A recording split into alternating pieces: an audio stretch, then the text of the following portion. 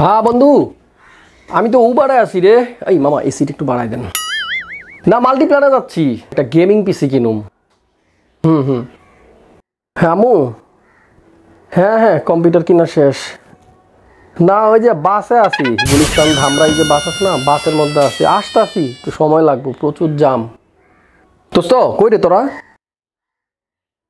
না না, ওই যে কম্পিউটার গেমিং পিসি কিনতে যাইতেছি।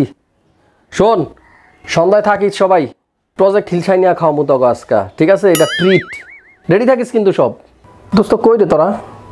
শোন, ওই যে কেরানীগঞ্জ পানগাঁও বিলকিসের মার চাপটি, বুঝছস? 5 টাকা পিস, এত মজার, এত টেস্ট। চল সব আমার বাসার সামনে, তো আজকে নিয়ে খাওয়ামো ওইখানে, বুঝছস? ওই পিসি কিনছি তো, বুঝছ না? আর রাসেল দোস্ত, তোর পিসিতে র্যাম কয় জিবি লাগাইছস? গেমিং পিসিটাতে 8 জিবি? তোর বেটা, আমি তো 16 জিবি লাগামো, কমপক্ষে 16 জিবি 2টা স্টিক লাগামো, 32 জিবি। তোর এটা কোনো পিসি হলো? হ্যাঁ মাম্মা, হ্যাঁ মাম্মা কিনছি রে মাম্মা।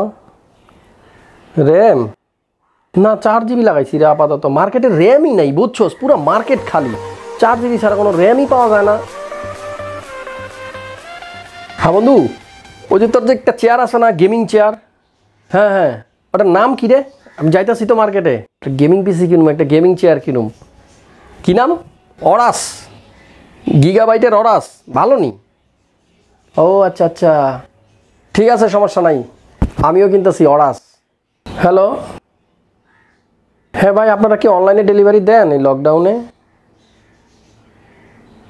না না, ওই যে আপনাদের চেয়ার আছে না, চেয়ার না মানে মোড়া আছে না, RFL এর মোড়া, হ্যাঁ একটা মোড়া অর্ডার দিতাম। 250 টাকা? 200 টাকা হয় না ভাই? আরে পাকঘরের জন্য ইউজ করুন ভাই, এত দাম দিয়ে নিয়ে লাভ আছে? আচ্ছা ঠিক আছে, আমি মেসেজ দিয়ে ঠিকানা দিয়ে দিতেছি, আমার একটা পাঠায় দেন, শক্তপোক্ত দিয়েন, হ্যাঁ, যেন বইসা আরাম পাওয়া যায়। হ্যাঁ বেটা, বারবার ফোন দিতেছস, কি হয়েছে, কি সমস্যা? এতবার ফোন দিতেছস, কাইটা দিয়ে এরপরও ফোন দেস? হ্যাঁ, ঢাকা যাই, ঢাকা মাল্টিপ্লান। হ্যাঁ ঢাকা চিনস না মাম্মা? ঢাকা যাইতেছি, পিসি কিনুম। দোস্ত ফোন দিছিলি? না রে, একটু ঢাকা গেছিলাম। না ওই যে একটা কম্পিউটার কিনতে।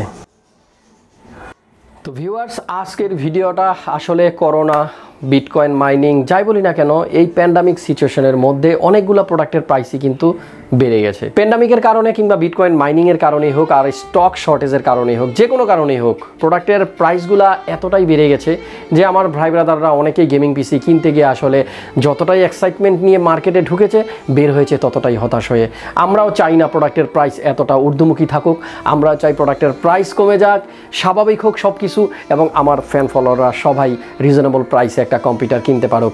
আর আরেকটি কথা, হ্যাঁ, আমরা যারাই পিসি কিনতে আসি, আমি অনেককেই লক্ষ্য করেছি, বাবা যখন পাশে বসে থাকে তখন কিন্তু তাদের বাজেট যখন আস্তে আস্তে আস্তে বাড়তে থাকে, আমি শুধু বাবার দিকে খেয়াল করি। ব্যাপারটা হলো যে ছেলেরা কিন্তু চাইবেই সব কিছু বেশি বেশি, আরেকটু বড়, আরেকটু ভালো, আরেকটু দামি, কিন্তু বাবাদেরও তো একটা বাজেট থাকে, তাই না?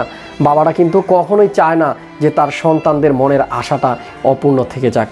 তাই বাবারা পাশে বসে থেকে শুধু দেখে যায় আর বলে যায়, আরেকটু ভালো নে, আরেকটু ভালো নে, ঠিক আছে তোর যেটা পছন্দ সেটাই নে।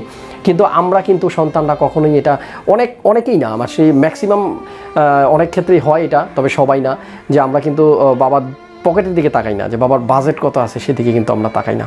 আমরা কিন্তু আমাদের চাহিদার কথাটাই শুধু বলে যাই। আমি এরকম অনেক বাবাকে দেখেছি যে পাশে গিয়ে, দূরে গিয়ে ফোনে কাউকে বলতেছে, হ্যাঁ ভাই 3000 টাকা বা 2000 টাকা বা 5000 টাকা একটু বিকাশ করতে পারবা, আমি আইসা দিয়ে দেবো, অথবা আগামী মাসে বেতন পাইয়ে দিয়ে দেবো। তো এইরকম আসলে আমি অনেক দেখেছি।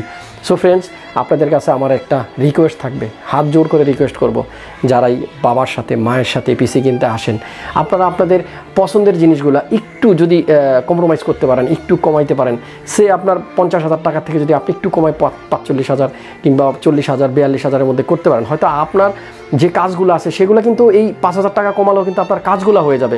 হয়তো পিসিটা একটু অসুন্দর দেখা যাবে, হয়তো পিসিটা একটু গুড লুকিং কম হবে, বন্ধুদের সাথে হয়তো ভাব নিয়ে আমরা বলতে পারবো না যে হ্যাঁ আমার এই আছে সেই আছে, কিন্তু আমার বাবার যদি 5,000 টাকা সেভ করতে পারি, তাহলে কিন্তু আমার বাবার অনেকটাই সেভ হয়ে যাবে।